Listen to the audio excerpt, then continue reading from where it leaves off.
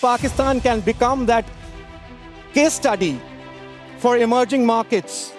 So let today be remembered that Pakistan is open for innovation, and we look forward to welcoming you all. Thank you. Bitcoin की price अब $1,20,000 भी cross कर चुकी है और दुनिया के छोटे छोटे मुल्क इससे बिलियंस ऑफ डॉलर्स कमा रहे हैं। सबसे पहले इसका फायदा एल साल्वाडोर ने उठाया जब इन्होंने अपनी वोल्केनिक एनर्जी से सस्ते में बिटकॉइन माइनिंग शुरू की। पाकिस्तान भी अब बिटकॉइन माइनिंग में एंटर होने के प्लान बना रहा है, लेकिन IMF इस प्लान से बिल्कुल भी खुश नहीं है, क्योंकि ये गेम सिर्फ अब माइनिंग या टेक्नोलॉजी का नहीं लेकिन कंट्रोल, पावर और पॉलिटिक्स का बन चुका है।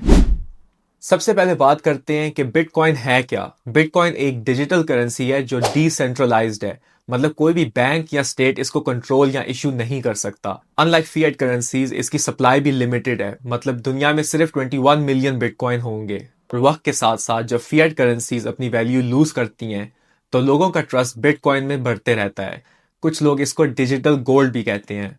आज दुनिया भर के अंदर लोग बिटकॉइन के अंदर पैसे इन्वेस्ट कर रहे हैं, लेकिन काफी ज्यादा लोग बिटकॉइन माइन भी कर रहे हैं, मतलब वो अपनी इलेक्ट्रिसिटी और कंप्यूटिंग रिसोर्सेज यूज करके बिटकॉइन कमा रहे हैं। तो अब बात करते हैं कि बिटकॉइन माइनिंग कैसे काम करती है। इन सिंपल टर्म्स, जिस तरह गोल्ड की माइनिंग होती है जिसमें मशीनरी यूज करके एक माइन से गोल्ड निकाला जाता है, उसी तरह बिटकॉइन माइनिंग कंप्यूटर्स के थ्रू होती है, जिसमें bitcoin mining machines complex mathematical problem solve करते हैं और एज अ रिवॉर्ड उनको बिटकॉइन मिलता है। इस प्रोसेस को बिटकॉइन माइनिंग कहते हैं और इस प्रोसेस के लिए बहुत ज्यादा इलेक्ट्रिसिटी और पावरफुल कंप्यूटर्स की जरूरत पड़ती है। तो जहां पे भी सस्ती और कांस्टेंट इलेक्ट्रिसिटी अवेलेबल हो वहां पे बिटकॉइन माइनिंग आसानी से की जा सकती है। इसी सस्ती इलेक्ट्रिसिटी को यूज करने का प्लान पाकिस्तान का है। सवाल ये उठता है कि पाकिस्तान जैसा मुल्क जहां ऑलरेडी लोड शेडिंग के मसले हैं, वो बिटकॉइन माइनिंग कैसे कर सकता है। तो बात यह है कि पाकिस्तान का इलेक्ट्रिसिटी लैंडस्केप एक अजीब पैराडॉक्स के अंदर है। मतलब एक जगह पे लोड शेडिंग है और एक जगह पे हमारे पास सरप्लस इलेक्ट्रिसिटी है।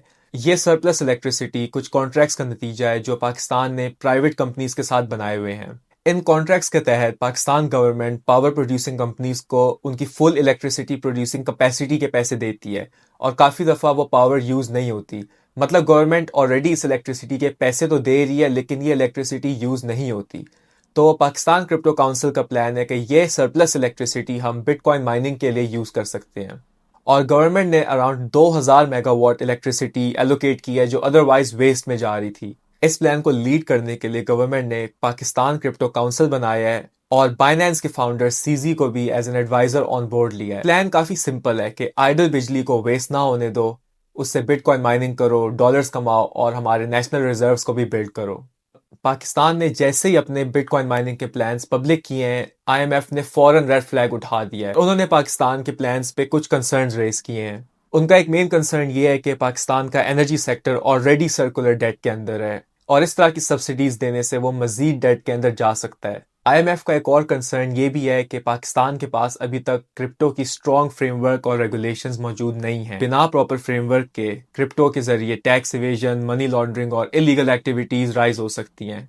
लेकिन सबसे इंटरेस्टिंग बात यह है कि IMF को यह बात अच्छी नहीं लगी कि पाकिस्तान ने अपने बिटकॉइन माइनिंग के प्लान बनाए हैं उनसे कंसल्ट किए बगैर। पब्लिकली तो वो यही कह रहे हैं कि वो पाकिस्तान के प्लान्स रिव्यू कर रहे हैं और उनके साथ काम कर रहे हैं, लेकिन अंदर का मैसेज क्लियर है कि अगर पाकिस्तान एक सॉवरेन क्रिप्टो इकोसिस्टम बनाता है IMF के अप्रूवल के बगैर, तो IMF के लोन्स जिन पे हम काफ़ी रिलाई करते हैं वो डिले किए जा सकते हैं।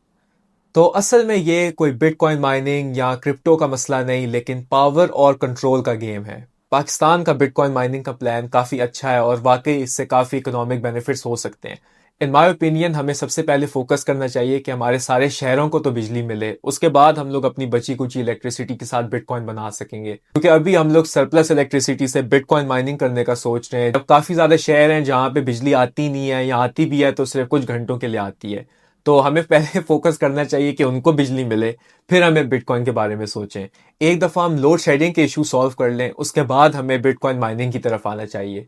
ये मेरा ओपिनियन है। आप लोग प्लीज़ अपना ओपिनियन दें कमेंट्स के अंदर, और अगर आपको ये वीडियो यूजफुल लगी तो प्लीज़ सब्सक्राइब करें। पाकिस्तान के बिटकॉइन प्लान्स को मैं इस चैनल पे कवर करते रहूँगा, तो अगर आपको अपडेटेड रहना है तो प्लीज़ इस चैनल को सब्सक्राइब करें और इस वीडियो पे कमेंट भी करें।